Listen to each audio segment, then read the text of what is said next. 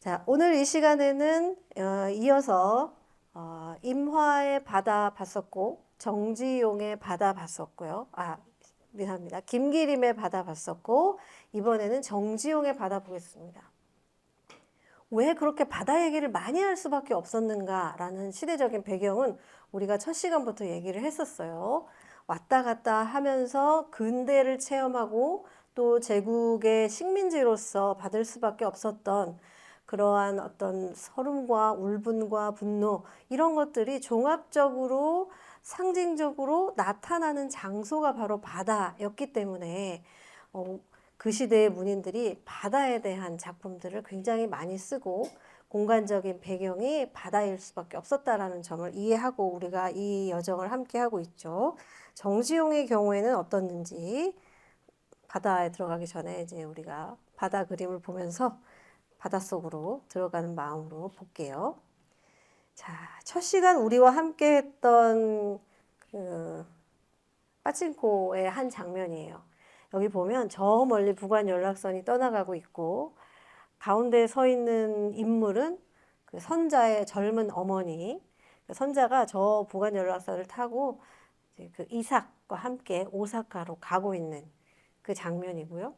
그 선자 어머니 뒤로 그 선자를 사랑하는 남자 이민호 극 중에 한수가 보고 있습니다.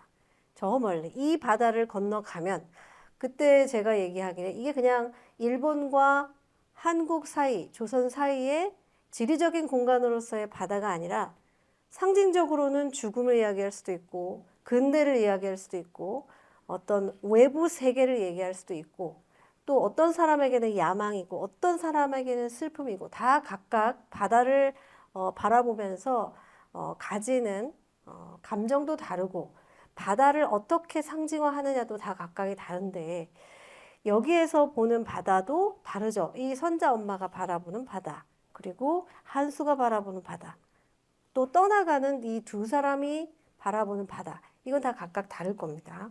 정지용의 경우는 어땠는지 볼 건데 저는 빠친코에서 이 장면이 굉장한 메시지를 갖고 있다고 생각했어요.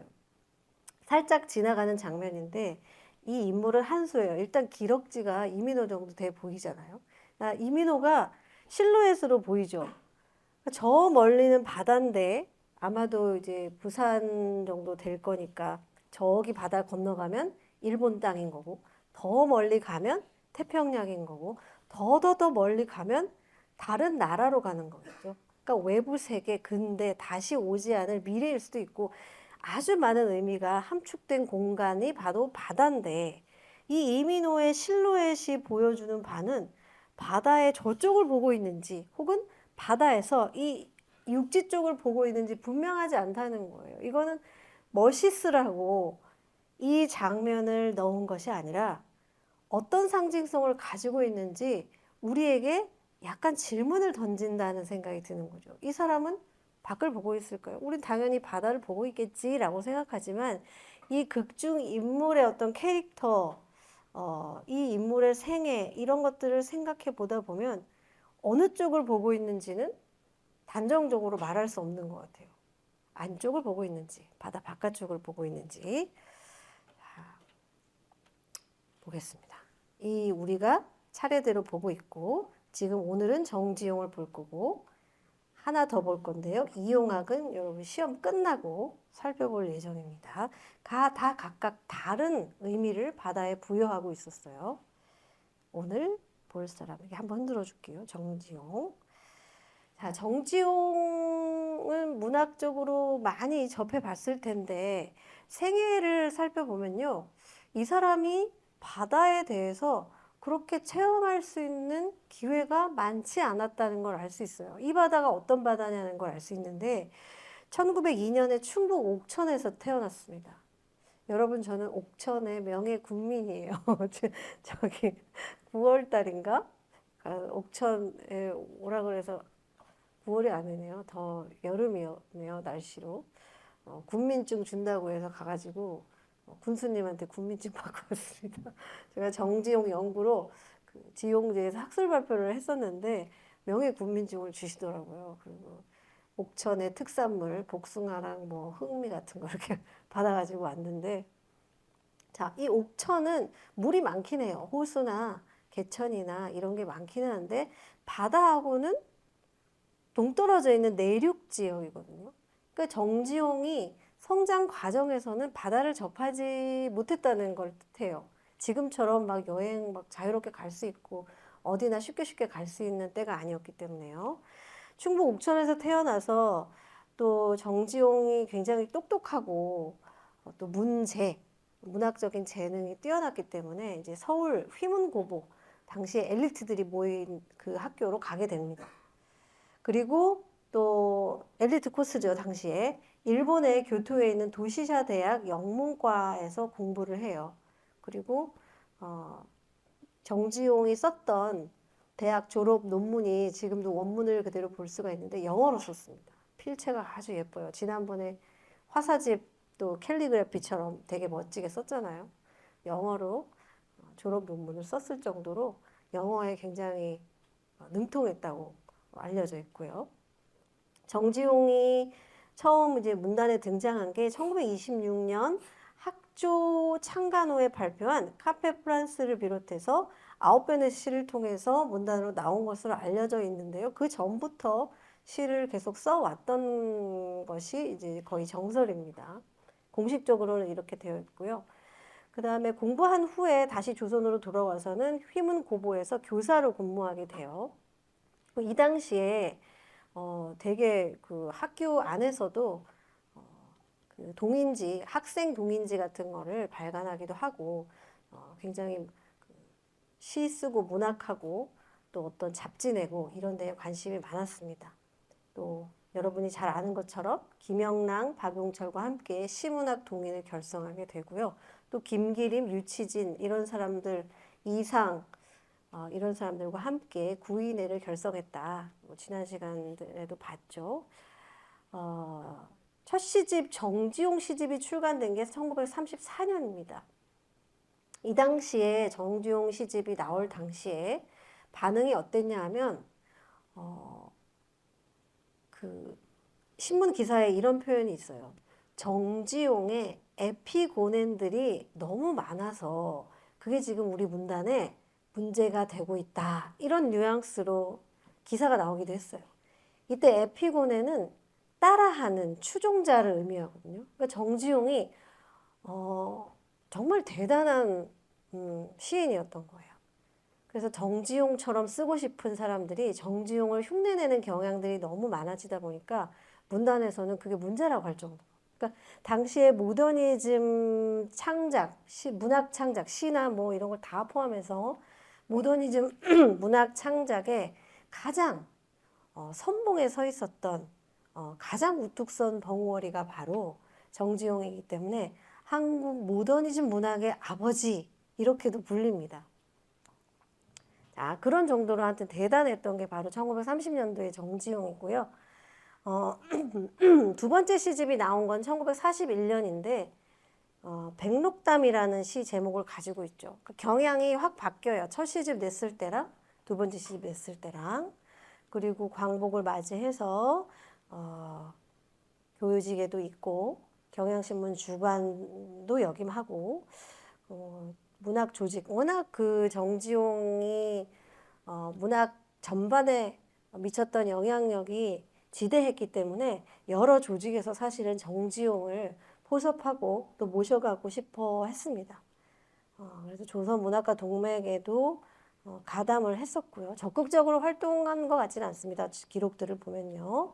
1948년에 현재 서울 은평구 녹번동에 있는 초당에 은거하고 있었다가 50년 한국전쟁 발발했을 당시에 형무소에 수감이 되었는데 북한군에 의해 납북되었고 아마 사망한 것으로 추정되고 있습니다. 행방을 알 수가 없어요. 이후에 뭐 거제도 수용소에서 정지용을 본 사람이 있다더라. 이런 주장이 나오기도 했는데 여러 사람이 또 알아보고 검증한 결과 정지용이 아니었을 가능성이 굉장히 큰 것으로 알려져 있습니다. 그래서 다수설은 다녀오겠다 하고 문 앞에 나갔다가 아마 끌려가는 과정에서 폭격으로 사망하지 않았을까? 이게 다수가 짐작하고 있는 정지용의 마지막입니다. 짧은 시간을 살았는데 그 짧은 그 시간 동안 우리 문학사에 굉장히 큰 영향을 미쳤죠. 근데 바다 얘기를 하고 있으니까 이 바다하고 접점이 될 수 있는 것은 일본 유학밖에 없다는 거예요. 그래서 일본 유학의 경험, 단지 어디 다른 나라 가서 공부를 한다라는 게 아니라 이 바다를 왔다 갔다 하면서 바다를 보면서 이 외부와 근대와 미래와 식민과 탈식민과 이런 것에 대한 굉장히 많은 생각을 했다는 게 드러나게 됩니다. 자, 정지용의 첫 번째 작품이라고 알려져 있는 카페 프랑스, 여러분 본 적이 있는지 모르겠는데 카페 프랑스는 이 배경이 한국이 아닌 것으로 생각이 돼요. 보면 이 유학 당시에 유학생 잡지에 쓴 것이니까 아마도 배경이 일본일 거고요. 읽어보면 이 카페 프랑스라고 하는 장소는 굉장히 혼종적인 장소예요. 이 장소 자체도 일본인데 여기 보면 옮겨다 심은 종려나무가 있어요. 종려나무는 그 열대나무잖아요. 그러니까 한국에서 볼 수 없는, 보기 어려운 나무고 여기 사람, 등장하는 사람도 루바시카 입은 사람, 그러니까 러시아 스타일의 옷을 입은 사람, 보헤미안 넥타이 입은 사람, 또 여기 삐쩍 마른 놈은 어떤지 모르지만 삐쩍 마른 놈, 이렇게 세 명이 나오고요. 그리고 여기 카페 프랑스 안에 보면 오 페를 서방, 그러니까 이 앵무새를 부르는 게 페를 서방이라고 불러요. 굿이브닝하고 인사 자체도 여기 일본인데 영어로 인사를 하고요. 또 굿이브닝이라고 인사를 받고 또 울금양 아가씨, 울금양은 그 백합과 튤립과의 식물, 꽃을 얘기하는데 이것도 사실 우리나라에서 자생하는 꽃은 아니기 때문에 이것도 이국적이죠. 커튼 문화도 아닌데요, 일단. 경사 커튼 밑에서 이 꽃이 시들시들하고 있는 모습을 묘사되어 있고요. 자, 여기에 이러한 이국적, 이 혼종적인 장소에서 우리 이제 배웠던 것처럼 이 정체성의 트랜스 현상이 극에 달하게 되는 겁니다. 나는 누구냐, 여긴 어디냐, 여기 이런 문제들인데 이 고백을 보면 나는 자작의 아들도 아무것도 아니란다. 남달리 손이 하여서 슬프구나 라고 하잖아요. 여기서 말하는 자작은 그 귀족의 여러분 알죠? 후작, 뭐 남작, 백작 뭐 이렇게 되어 있잖아요. 귀족의 서열이. 일제시대에 웬 귀족 자작이냐. 일제가 우리나라에서 그 자신들한테 기여한 바가 큰 사람들에게 귀족 자귀를 줬어요. 일제 강점기에. 그래서 제일 위에 있는 게 후작이던가 제가 관심이 없어가지고 자작은 밑에 5개의 귀족 계급 중에 밑에서 두 번째입니다. 그래서 많이 줬죠. 제일 높이 올라간 사람이 우리가 잘 알고 있는 이완용이 제일 높은 후작인가의 자기를 갖고 있는 걸로 알고 있어요. 그래서 자작의 아들도 아무것도 아니란다고 일제시대에 그런 뭔가 계급적으로 뛰어난 사람도 아니라는 거죠. 아무것도 아니란다에 방점이 찍히는 거예요. 결국 나는 이러한 혼란스러운 상태, 모든 정체성들이 섞여 있는 이 혼종적인 장소, 혼종적인 정체성 속에서 아무것도 아닌 존재라고 결론을 내리게 되는 거예요. 나는 아무것도 아니다. 또 여기 그룹 나오죠. 나는 나라도 집도 없단다. 없지 않은데 없는 것처럼 느껴지는 거죠. 또 이 슬픔이 그래서 나오는 거예요. 외로워서 또 힘들어서가 아니라 아무것도 아니기 때문에 오는 슬픔인 거죠. 이 시대의 시의 문학 작품에 왜 그렇게 슬픈가 지난번부터 계속 얘기하고 있는데 이러한 붕 떠 있는 사람, 아무 것에도 속할 수 없는 사람들의 슬픔이 여기에도 나와 있습니다. 결정적으로 여기 이국종 강아지야를 부르잖아요. 그러니까 외래종 강아지. 지금 우리나라 토종 강아지 뭐 진돗개, 똥개 이런 거 말고 백구, 황구 이런 거 말고 외국 강아지 뭔지 모르겠어요. 그러니까 종류가 중요한 게 아니라 이국종이라는 게 중요한 사람 이름 아닙니다. 이국종 강아지, 외래종 강아지라는 게 중요한 거예요. 그 강아지한테 결국은 얘도 혼종적인 정체성을 가지고 있을 거 아니에요. 걔한테 뭐라고 얘기를 하게 되냐면 내 발을 빨아다오. 한 번이 아니라 두 번 얘기하죠. 내 발을 빨아다오. 이건 뭘까요? 왜 내 발을 빨아달라고 하는 걸까요? 내 눈물을 핥아다오가 아니라 내 발을 빨아다오. 이 심정이 뭘까요? 왜 발을 빨아달라고 하는 걸까? 시험 기간인데 많은 질문을 하면 여러분 피곤하니까.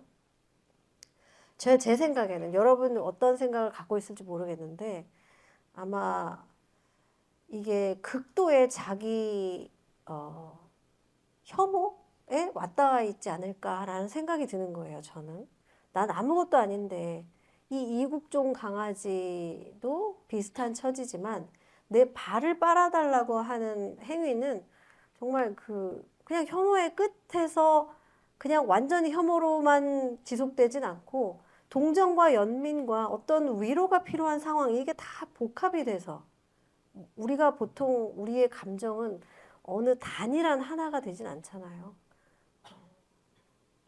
슬픔과 환희도 섞여 있고 위안과 불안도 섞여 있는 거고 그렇잖아요. 이 내 발을 빨아다오라고 얘기하는 이 감정 속에 혐오와 연민과 위안에 대한 욕망 이런 것들이 다 복합되어 있지 않을까 이런 생각이 듭니다.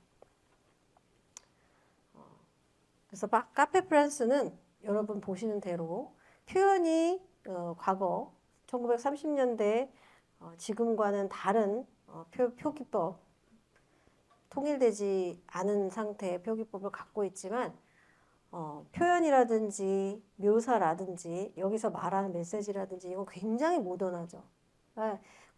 이 이전에는 이러한 모던한 시들이 잘 없었기 때문에 정지용이 등장했을 때 이 정지용의 모더니즘이 한국의 문인 사회에 던지는 그러한 신선한 충격이 굉장했다 이렇게 볼 수 있습니다. 이제 바다 얘기 본격적으로 들어가 보면 정지용도 바다 시편을 꽤 많이 썼는데 제목부터 바다인 이 시는 1932년에 발표된 시예요. 1930년대 초반이죠. 이거는 본 사람들이 많을 것 같은데요.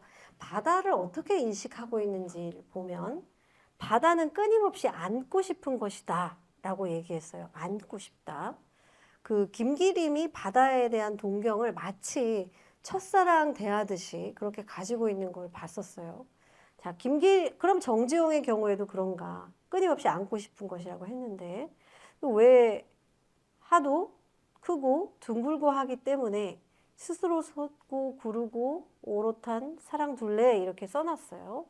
근데 이 둥근 바다가 근데 신기하지 않아요? 바다를 보고 둥글다라고 인식하는 게? 우리 보통 바다를 보면 이게 수평선, 직선처럼 보이잖아요. 근데 김기림은 보고 둥글다고 얘기를 하고 있어요. 뭘 싸고 도느냐? 한량없는 죽음을 싸고 도는 거예요. 안고 싶다고 했는데 무서움이에요. 큰 밤과 같은 무서움인가 하면 한낮에 부르는 그윽한 손짓이기도 해요. 되게 이중적이죠. 안고 싶은데 무섭기도 하고 그윽하기도 해요.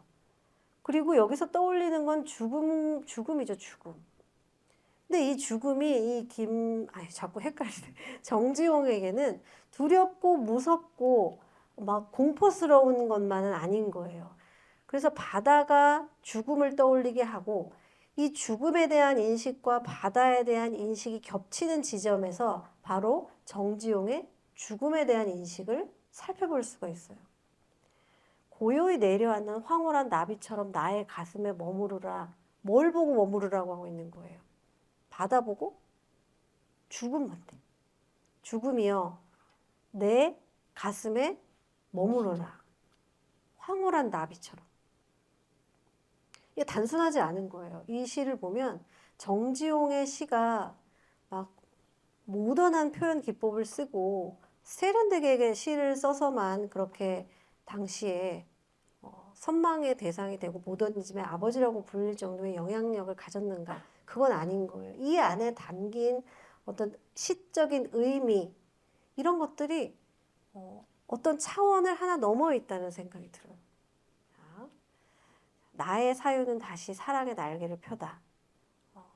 이러한 것들을 보면 바다를 향해서 무슨 생각을 하고 있었는지를 보는 거죠.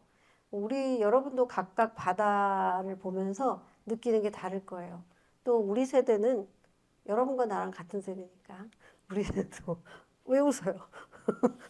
지금까지 본 중에 가장 크게 웃었는데 우리 같은 세대는 같은 트라우마를 갖고 있잖아요. 바다에 대한 세월호라는 엄청난 비극을 겪은 세대이기 때문에 바다를 향해서 생각되는 게 공통적인 부분, 개인적인 부분, 또 경험은 하지 않았지만 원형적으로 우리가 바다에 대해서 느껴지는 그런 감정들도 있고 그렇습니다.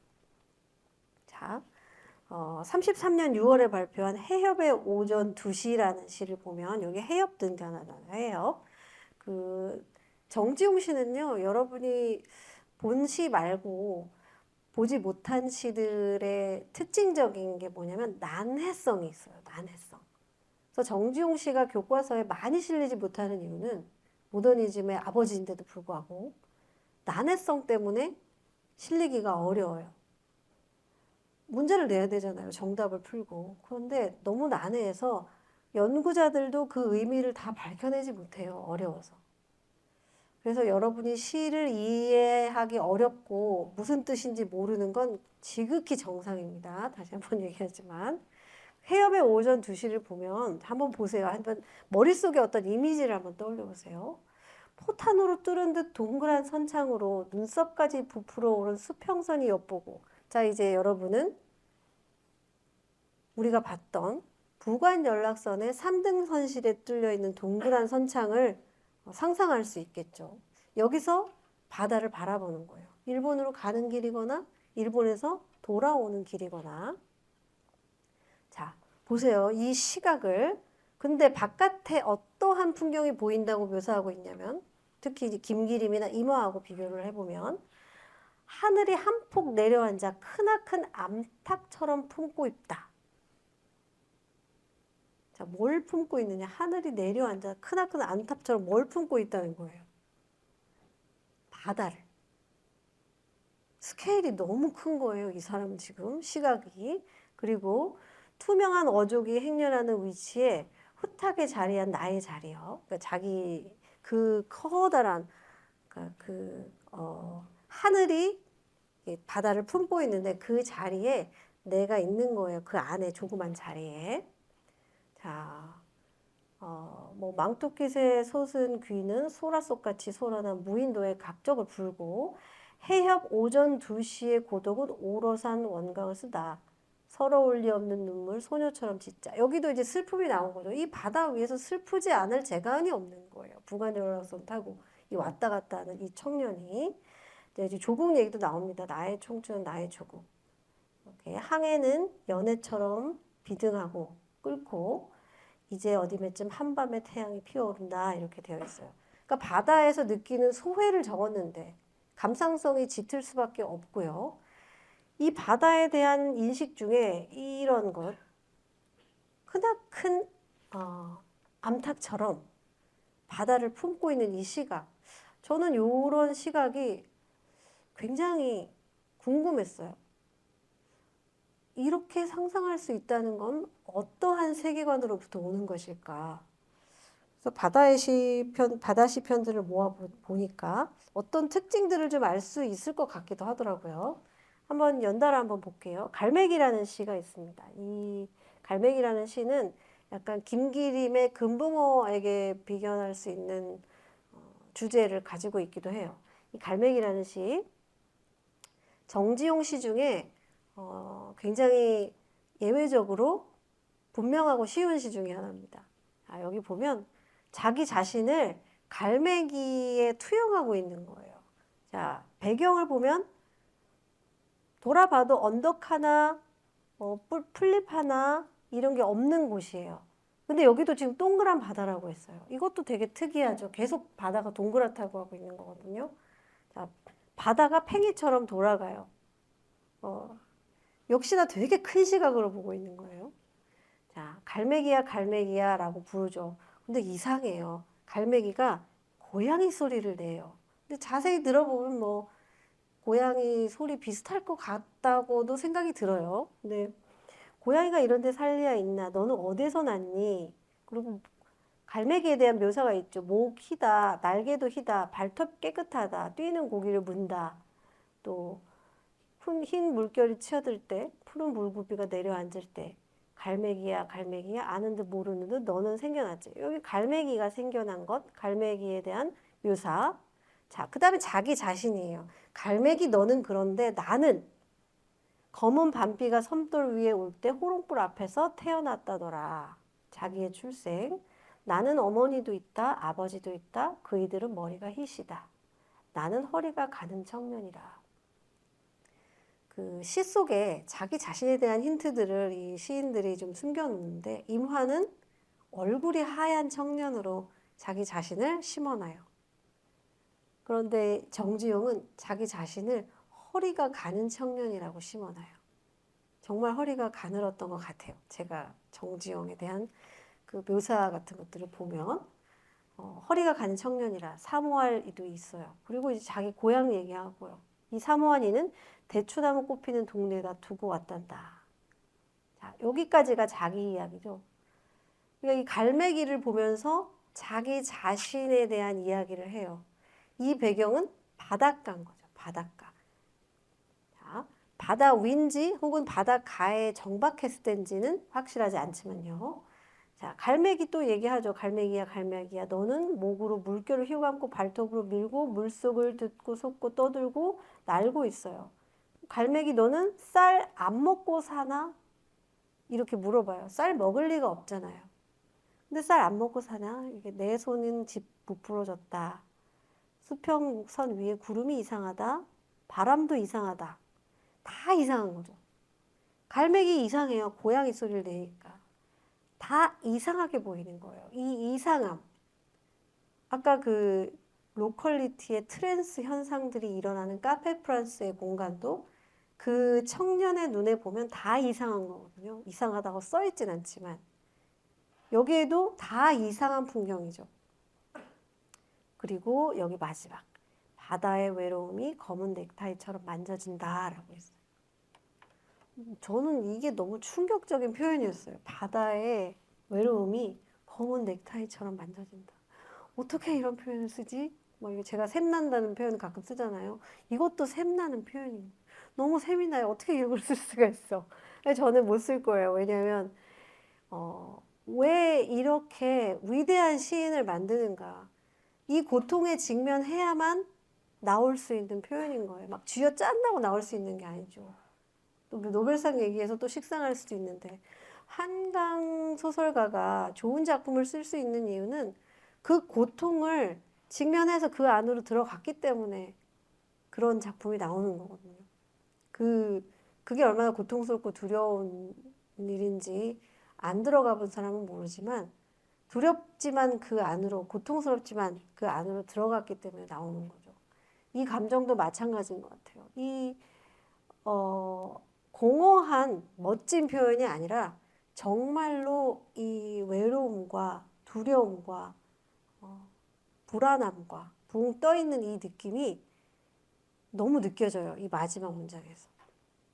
그래서 이 정지용이 갈매기를 통해 이러한 불안감과 정체성의 문제를 얘기한 것과 또 김기림이 금붕어를 통해서 자신이 나아가고 싶으나 외부 세계로 나아가고 싶으나 나아가지 못하는 태생적인 한계죠. 태생적인 한계에 대해서 얘기하는 방식이 두 사람이 같은 시대를 살았지만 또 비슷한 처지에 있었지만 서로 다른 인식으로부터 태어났다. 이런 것들을 짐작할 수가 있습니다.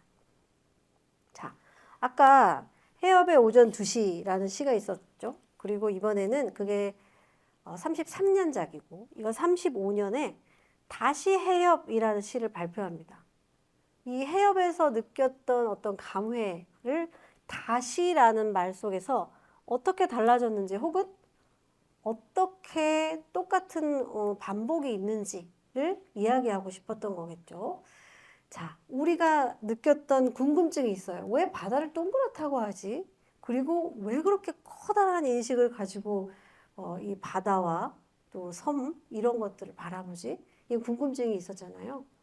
제 궁금증인지 모르겠는데. 자, 이 시에서 약간의 답 비슷한 걸 찾았어요. 여기 보면 경호에 가까운 해협은 백묵 흔적이 적력한 원주라고 되어 있어요. 백묵, 칠판에 쓰는 백묵 있죠? 백묵 흔적이 적역해요. 역력해요. 진하게 남아있어요. 분명하게. 그럼 원주인 거예요. 원주. 해협이. 자, 그리고 물 이렇게 묘사돼 있고요. 자, 반마같이 해구같이 어여쁜 섬들이 달려오건만 일일이 만져주지 않고 지나가다라고 했죠. 그러니까 아마도 배가 지나가면서 섬들이 옆으로 지나갈 때 아마 섬이 달려온다고 느끼니까 우리 뭐 그런 건 충분히 이해할 수 있잖아요. 그런데 여기 사연을 보면 해협이 몸거울 쓰러지듯 획득하였다. 해협은 엎질러지지 않았다. 이렇게 써놨어요. 그 거대한 해협을 마치 뭐처럼 묘사해요? 작은 물컵처럼 묘사하는 거예요. 엎질러진다고.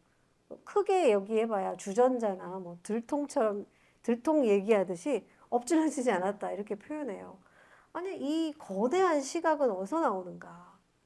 자, 지구 위로 기어가는 것이 이다지도 호수인 거냐? 그러니까 이 배가 가는 모습을 지구 위로 기어간다고 하는 거예요. 내가 이 국가에서 저 국가로 배를 타고 보통 우리가 건너간다 이렇게 얘기하잖아요. 근데 이 정지용은 지구 위로 기어간다고 표현하는 거예요. 신기하죠? 이 자세히 뜯어보면 되게 신기해요. 자, 이건 뭐 이게 감정이니까. 자, 여기서도 이제 제주도 사투리 하는 이와 아주 친했다. 21살적 첫 항로에 연애보다 담배를 먼저 배웠다. 라고 하잖아요. 되게 유명한 표현이죠. 임화가 이 시의 화답 성격으로 연애와 담배를 배운 건 우리 청년이 아니었다 이렇게 쓰는 거 기억하나요? 현해탄에서? 이거 얘기하는 거거든요. 너는 한가하다 이런 느낌인 거예요. 거기서 어떻게 나는 거기 가서 배워올 생각에 그리고 슬픈 우리 조국 생각에 이다지도 가슴이 끓는데 이런 태도를 보이냐 이런 거였겠죠. 이 당시 모더니즘과 리얼리즘에 각각 몸담았던 사람들의 태도 차이에서 기인하는 건데요. 자, 바다 한 번 더 볼게요. 비슷한 시기에 쓰인 거니까.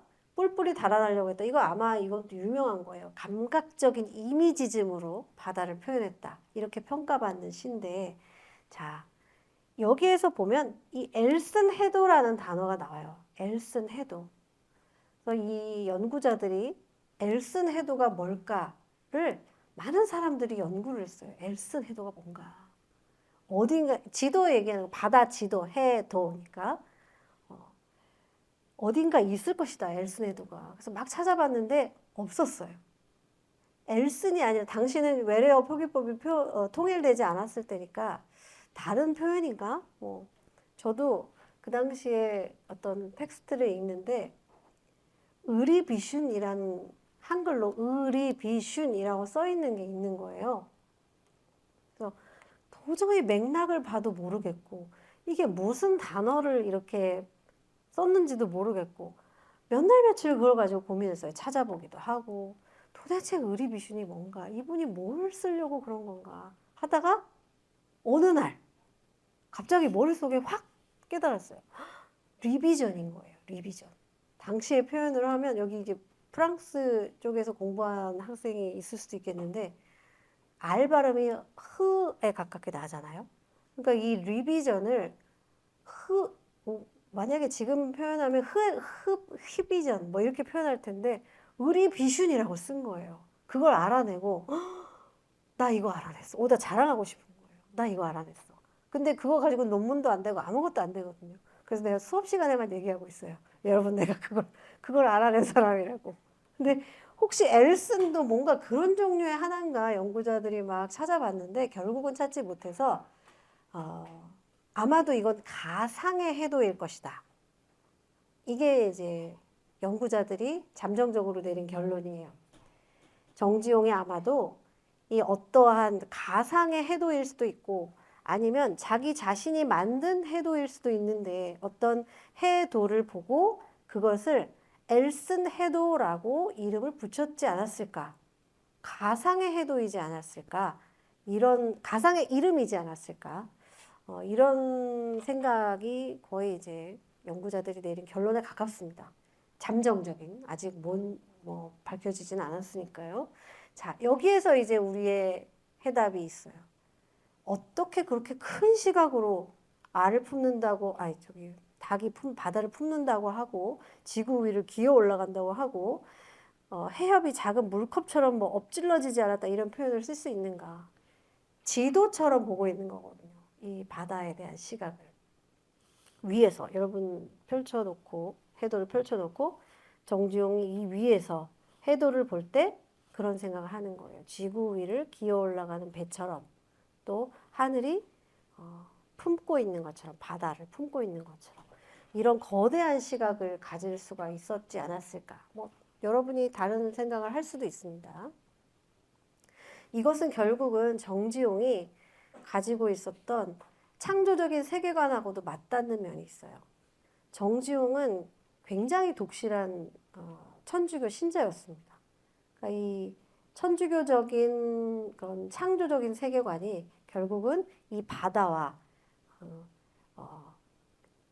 뭐라 그러죠? 세계, 바다, 육지 이런 것들에 대한 전체적인 창조의 시각으로 볼 수 있게 하는 계기적인 사고방식이 아니었을까 이렇게 짐작을 해봅니다. 다른 것일 수도 있고요.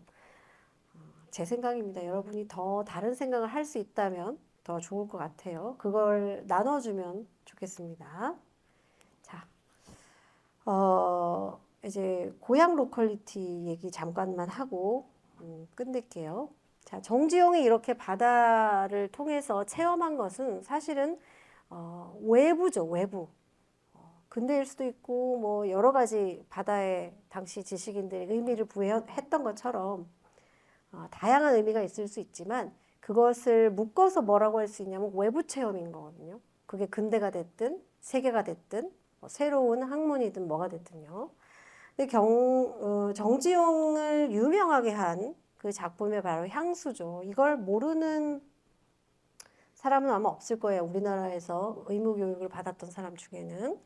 이 향수에 보면 고향을 되게 서정적으로 그리고 있죠. 노래도 있잖아요. 근데 이런 향수가 어디에서 나오느냐. 고향에 없기 때문에, 지금 현재. 고향에 없기 때문에 이 향수가 성립될 수가 있는 거예요. 고향에 있으면서 이런 그리움이 나타난다는 것은 뭔가 이례적인 거죠. 고향에 없으면서 바깥에서, 이 외부에서 고향을 생각할 때 이러한 아련한 향수가 나오는 거죠. 꿈엔드 리칠리아, 꿈에도 못 잊는다는 거잖아요. 이 향수를 성립할 수 있게 한 것도 결국은 이 바다 건너 왔다 갔다 했던 이국 체험, 그지? 또 우리나라 안에서도 서울로 유학 가고 이런 것들이 바로 이 정지용이 고향을 그리워하게 만든 계기가 됐을 거고 여기에서 발생하는 게 바로 이제 트랜스 로컬리티죠. 로컬리티의 트랜스 현상. 고향에 있을 때랑 또 외지에 있을 때랑 다른 로컬리티를 경험하게 되잖아요. 근데 이 서글픈 거는 우리가 왜 경계자라는 존재가 서글픈가. 이 고향으로 돌아가도 전처럼 그렇게 똑같은 존재가 될 수가 없는 거예요. 이미 다른 로컬리티에 다른 로컬리티를 체험했기 때문에 그 여러분 머릿속에 도표 있죠? 동그란 두 도시, 두 동그라미가 있고 가운데에 교집합이 된 부분이 있잖아요. 그 안에 있는 사람들은 여기도 저기도 아니고 여기로 내가 넘어간다고 해도 거기로 완전히 돌아갈 수가 없는 존재가 돼요. 그래서 정지용의 그 고향을 보면 모습은 사실 지금도 이렇게 남아있어요. 여기서 실개천이 휘돌아 나간다는 표현이 있었잖아요. 향수에. 이거 제가 직접 가서 찍은 거거든요. 그 명예국민증 받으러 갔을 때 정지용 생가 앞에 가서 찍은 건데 실제로 이렇게 실개천이 이렇게 있어요. 여기다 뭐하러 이렇게 비닐하우스처럼 쳐가지고 조명을 달아놨는지 모르겠는데 여기 막 개구리밥이랑 이런 거 있고 정말 아담한 실개천이더라고요. 자, 그리고 이게 정지용 생가예요. 복원한 거예요. 그 옛날 생가는 너무 오래됐잖아요. 그래서 이거 복원한 거고 바깥에서 보면 이런 모양이고요. 이제 건물에 여기 사랑방이랑 부엌의 모습도 이렇게 깨끗하게 복원을 해놓고 이제 관람객들한테 보여주고 있는 그런 상태입니다. 자, 돌아가면 다시 그 고향의 포근함과 그 고향의 일상 속으로 갈 수가 있냐? 그렇게 안 되는 거라는 걸 우리는 머리로 알잖아요. 정지용은 느꼈어요. 이 시를 보면, 고향이라고 하는 시를 보면 고향에 돌아와도 그 그리던 고향은 아닌 거예요. 모습은 그대로예요. 여기도 보면 산봉도 알을 품고 뻐꾸기도 그대로 울고 또 뭐 산도 있고 흰 꽃도 인정스럽게 웃고 있어요. 풀피리도 있고.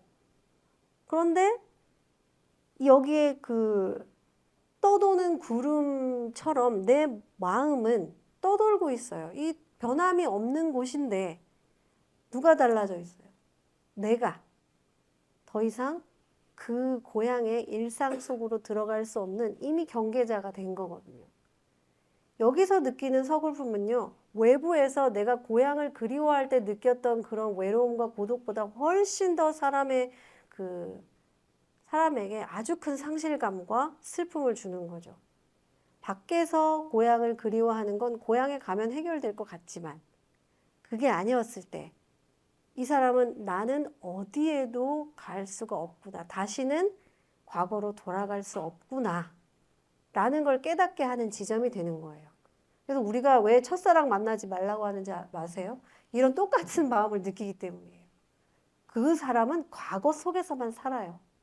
정지용의 향수 속의 고향은요, 과거 속에만 있어요. 똑같은 게 있어도 그 시간으로 되돌릴 수 없잖아요. 그렇기 때문에 돌아갈 수 없고 그 상실감은 지속된다는 거죠. 이민 간 사람이 한국이 그리워서 돌아와도 똑같은 상실감 속에 있게 돼요. 오히려 더 허탈감이 거기에도 추가되겠죠. 예, 정지용의 고향이라는 시가 보여주고 있습니다. 정지용만 그랬냐? 윤동주의 시, 이것도 유명한 시죠. 또 다른 고향이 왜 또 다른 고향이냐고요. 고향이 아니라 왜 또 다른 고향이냐. 생각해 본 적이 있을지 모르겠는데 윤동주도 이 시에서 고향에 돌아와요. 얼마나 그리웠겠어요. 너무너무 힘든데 그 유학이든 뭐든 간에 돌아왔는데 백골이 따라와서 한 방에 누웠다고 하잖아요. 이 백골은 내 친구냐 누구냐 왜 백골이 따라와서 누웠다고 윤동주가 느끼냐는 점이 중요해요. 자, 이 고향은 어수선해요. 스산해요. 조용히 바람이 불어오는데 뭔가 아늑하고 편안하지 않고 스산한 느낌을 준다는 거죠. 자, 어둠 속에 곱게 풍화작용하는 백골을 들여다보면 눈물 짓는 것이 내가 우는 거냐, 백골이 우는 거냐, 혼이 우는 거냐 이렇게 물어봐요. 고향에 왔는데 울어요. 왜 울까? 우리는 이제 짐작할 수 있죠. 고향에 와서 바깥에 외부에서 느꼈던 향수나 고독이나 그리움보다 더 큰 허탈감과 상실감. 어떤 허탈감? 내가 더 이상 이곳에 과거로 돌아갈 수 없다. 붕 뜬 사람이다. 이런 깨달음인 거죠. 그래서 이 왜 개가 나를 쫓는 거라고 느끼겠어요? 이방인인 거예요. 고향에서. 내가 태어나고 내가 자라고 내가 있었던 내 존재성을 키웠던 그 장소에서 결국은 나는 이방인이에요. 그걸 누가 알아봐요? 개가 알아봅니다. 개가 짖는 거예요. 개는 주인한테 안 짖잖아요. 대부분의 경우에. 주인이 못된 짓 하면 짖을 수도 있지만 이방인 쫓듯이 나를 쫓는 거예요. 그래서 결국은 못 가는 거예요. 가자 가자. 쫓기우는 사람처럼 가자. 백골 몰래 아름다운 또 다른 고향에 가자. 근데 이 고향에 대한 향수는요, 채워질 수 있는 게 아니기 때문에 여기가 아니라 계속해서 그리운 다른 장소를 찾고 싶은 거죠. 그래서 윤동주는 계속해서 여기가 지리적으로는 자기 고향이에요. 돌아온 곳은. 그런데 심리적으로 채워지지 않는 향수를 자기 원래 고향에서 채울 수가 없는 거죠. 계속해서 또 다른 고향을 찾아가겠지만 이 향수는 채워질 수 없습니다. 그게 바로 경계자들이 갖는 슬픔과 고독의 근원인 거죠. 우리가 여러분은 고향이라는 표현을 쓰지 않는다 한번 얘기를 했었는데 이 백석의 고향 되게 여러분 많이 보실 텐데 여기에서 백석이 어디에서 고향을 찾느냐? 저 백석의 고향은 저 함경북도 정주라는 곳이 함경도 정주라는 곳인데 여기는 다른 곳이에요. 그래서 이 고향에서 만난 고향이 아닌 곳에서 만난 사람 고향 얘기를 하죠. 그런데 평안도의 정주입니다. 제가 함경도 평안도 정주. 근데 이 사람에게서 뭘 느끼냐면 여기 있죠. 따스함을 느끼고 뭔가 친근함을 느끼면서 이 의사가 팔을 잡아서 맥을 보는데 거기에 고향도 아버지도 아버지의 친구도 다 있었다고 하잖아요. 여러분 이 시 잘 알죠? 자, 이 시를 통해 우리가 알 수 있는 사실. 자, 제가 기술을 짠. 바로 고향은 지리적인 장소가 아니라 심리적인 장소라는 사실을 많은 시들이 이야기해주고 있습니다. 향수가 됐던, 고향이 됐던, 또 다른 고향이 됐던, 또 백석의 고향이 됐건 왜 똑같은 어릴 적 뛰어놀던 그곳, 부모님이 계시던 그 장소, 그 고장에 가도 왜 계속 죽음을 생각하고 떠도는 구름 같고 외롭고 슬프고 허탈하느냐. 바로 심리적인 장소로서의 고향이 더 이상 그곳이 될 수 없게 자기 자신이 존재성을 이미 상실했다고 하면 좀 그렇지만 다른 존재성을 갖게 된 거죠. 그게 바로 존재성, 로컬리티 트랜스 현상은 바로 존재성의 트랜스 현상을 가져옵니다. 그렇기 때문에 바로 고향, 지리적인 고향에 가도 허탈할 수밖에 없고 반대로 뒤집어 얘기하면 다른 곳이지만 심리적인 장소성을 내가 고향이라고 느낄 수 있는 곳 혹은 사람, 대상을 발견한다면 거기가 곧 고향이 될 가능성이 생겨난다는 거죠. 백석이 그 나이 든 의사를 통해 고향을 느꼈듯이 그렇게 된다는 점을 오늘 얘기하면서 수업을 마치겠습니다. 정리만 할게요. 수업은 자, 우리가 하나 더 볼 거지만 바다 시편을 임화를 봤었는데 임화는 식민지 조선의 운명이라는 측면에서 바다를 생각했고 정지용은 세계를 향한 인식을 보여줬어요. 또 김기림의 경우에는 거대한 근대 문명이 바다 속에 투영되어 있었죠. 이 각각의 조금씩 다른 측면의 바다지만 결국 어디로 수렴되느냐. 이 바다는 근대 체험의 장소이고 로컬리티의 융합과 전이가 일어나는 장소이고 경계자로서의 존재성을 자각하게 되는 장소라는 점에서 우리가 많은 시간을 들여서 근대의 바다에 대한 작품을 봤던 것입니다. 진짜로 끝낼게요. 시험 잘 보시고 다음 주는 시험 기간이라 수업이 월수 다 없고요. 그 다음 시간에 만나도록 하겠습니다. 그 다음 시간에는 여러분이 제출한 AI 시화를 리뷰하는 시간을 가질 테니까요. 과제물 잘 제출하시고 다다음 주에 만나도록 하겠습니다. 고생 많으셨어요.